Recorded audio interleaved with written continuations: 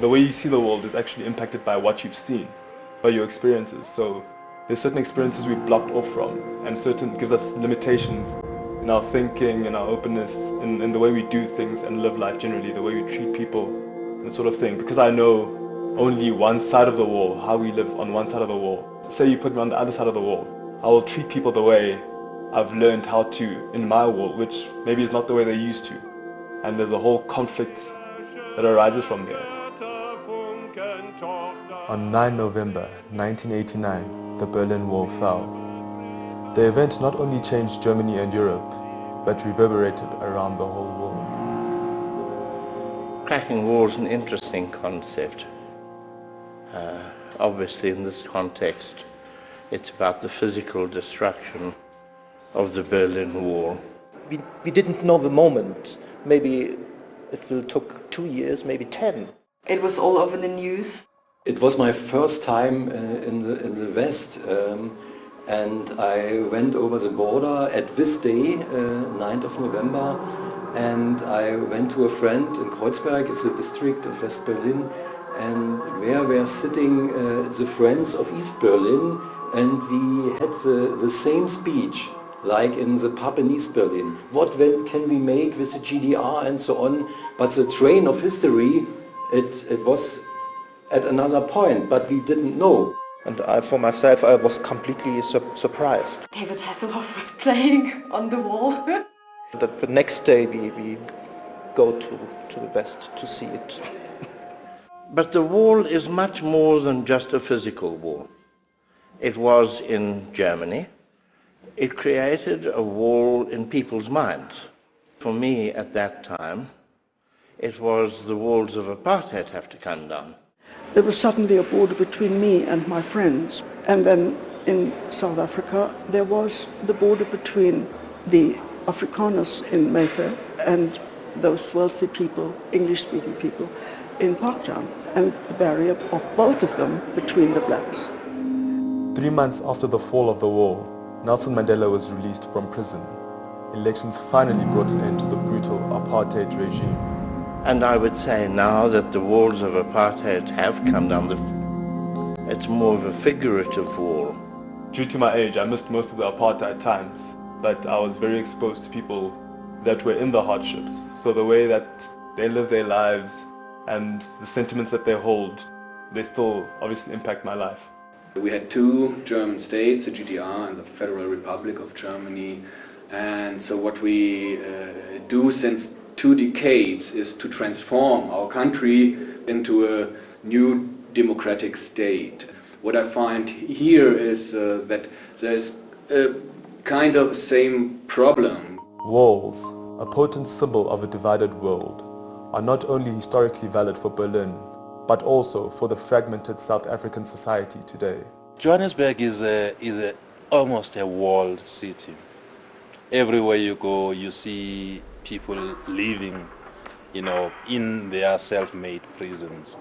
Walls, barbed wire, dogs. The wall means I have fear or I'm afraid of something. While the Berlin Wall had been erected by the state, the citizens of South Africa's big cities built their walls in an attempt to insulate themselves from real and perceived danger. Here the walls are not imposed by political will, but reflect the way in which people construct and maintain isolation from one another. As far as that goes, the proliferation of walls in South Africa can be regarded as the expression of the failure of civil society. Dit is lankal niks meer te maken met 'n spesifieke muur wat geval het nie, maar dit is die muur tussen swart en wit wat dan ons is, maar ook natuurlik die muur tussen ryk en arm. The walls that we have are often based on very arbitrary things that we have no control over. Our gender, our geography, our social status, our race, and our spiritual belief systems. We are stimulating quite a lot of projects concerning walls, and we are not talking just about the materialized wall, but we are talking about the walls in your mind. That means gender. We are talking about poverty and other issues which are separating us. They then translate themselves into mental walls, because a person coming out of that house out of that castle, out of that self-made prison, has got a very different reality or outlook on reality. But that, to my way of thinking, is the way across the border. You have to talk to each other. You have to get to know the other party. You have to try and put yourself in their shoes in order to build a bridge. I asked the people and then arranged something and they talk for themselves. We decide to do this collection of the sound installation, which means we ask a lot of people in Joburg, I think nearly 500, what are their fears?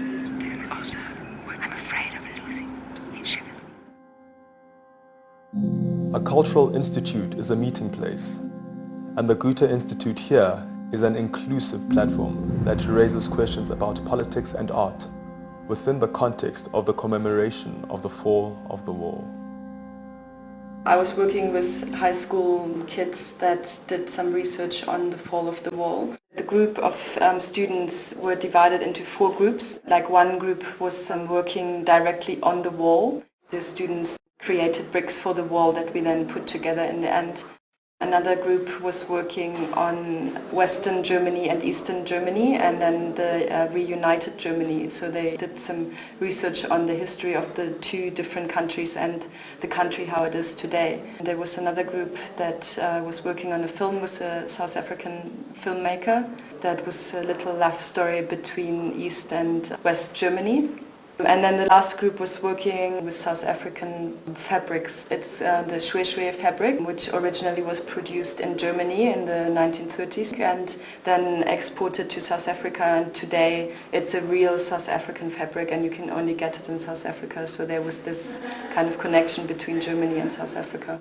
We decided to paint a frame white, but 3-dimensional, so also the trees, the bus station, the wall in the back, and we project in the night the day scene, so it gets a weird feeling of 2-dimensional. And then we also started to play, okay, what can we put inside that image? For example, we have a window that is always there, but it's also white, and we open it up in the projection, and there's coming another image of maybe the water. That is, so we play also what can be behind the wall, what can be on the wall, to play with these layers.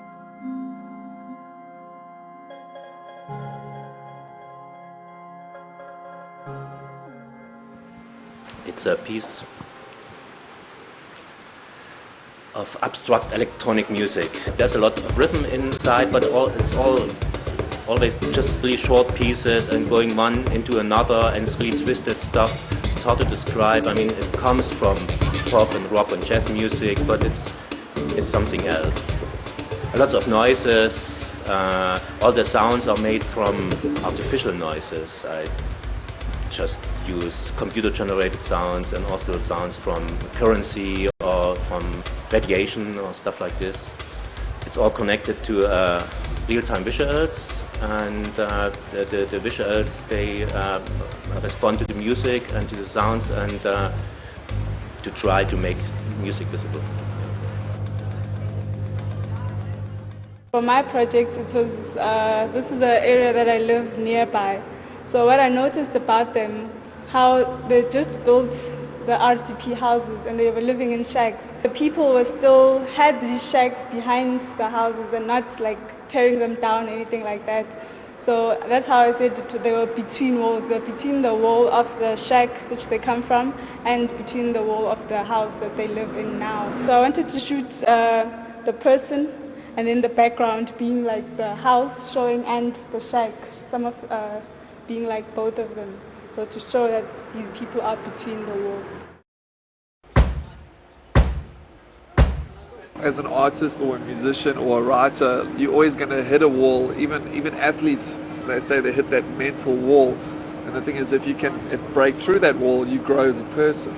So I don't think it's necessarily a bad thing to have a mental wall, as long as you work it out. It's like peeling away an onion peel. When we went to Germany to tour, you can actually still see what that did to the country.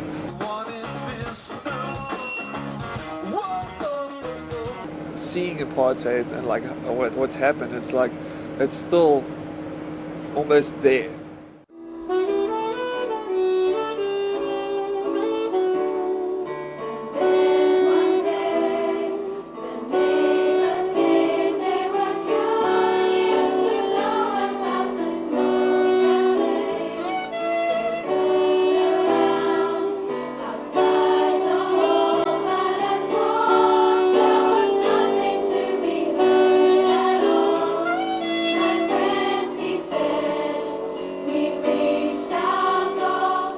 Cracking walls culminates with the demolishing of a part of the wall that surrounds the Goethe-Institut in Johannesburg on 9 November 2009. Für uns in Deutschland sind Mauern im Prinzip einfach nur Hindernisse. Hier in Südafrika hat man das Gefühl, das ist die Sicherheit. Ja, ohne eine Mauer ist man nicht sicher. Aber das stimmt nicht. Die Statistik oder die Forschung sagt, Mauern sind kein Garant für Sicherheit. Es gibt andere Sicherheitsmaßnahmen, die genauso funktionieren, beziehungsweise sogar noch besser. Mauern, sogar undurchsichtige Mauern, sind sogar sehr viel gefährlicher, weil sie nicht zeigen, was hinter der Mauer passiert. It started exploratively by looking at reinterpreting the notion of a borderless Goethe-Institut, so Goethe-Institut without a wall, what that could look like. The one designed by Lynette de Souza looked at a very subtle terracing of the landscape, so very much a landscape design. And the other design looked at fragmenting the wall, or taking the traditional notion of the wall as a barrier and making these sort of quite sensual, concave-shaped walls that allowed for a porosity of the site. Those two were designed, that's where the curved nature of this meandering pathway comes from, which kind of rubs up against the building and allows for a new entrance. So it plays and mediates between public, semi-public and private. So really kind of exploding the site and opening it up to the public realm.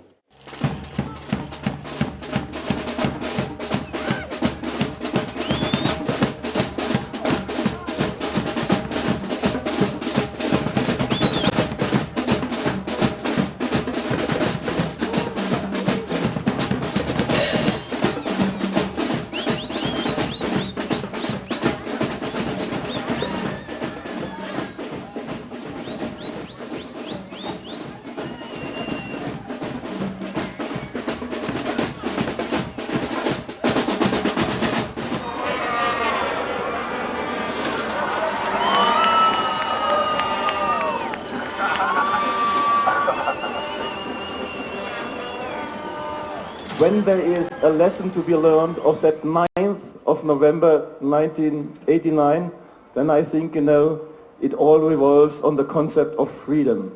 Since 15 years you have free democracy and free elections, and since then we have a united Germany. That day marked really the victory of freedom over tyranny. And now, 20 years later, we have an open institute here in Johannesburg. And that's what excites me a lot, and I hope you as well. No more lies, people! I think probably quite relevant to the South African scenario. I think it's a very good thing, and the way it's being celebrated, the event, I think is good because I see it's constructed to make you think about things. I think it's brilliant. It really is. It would really be nice, for instance, to be able to just walk the city of Johannesburg at any time. But I think it's really daring and timely to make this because it's a clear political statement, It's not only the war, but there is also a thing in human being that they have to change. I think it brings the people closer together. It makes you realize that we don't actually need walls to keep ourselves apart from each other. It's trying to push the notion that you can have freedom and still feel secure without building walls. I think it's very important from a broader perspective to not just raise awareness but also produce very important artistic product around this issue at this time, which I think is great. As time passes, there generally will always be walls separating us, unifying us. But I think we need to be brave enough and have the courage to actually go out there and break down the walls, see what's on the other side, Get to know the person, get to know people, and gain an understanding of each other.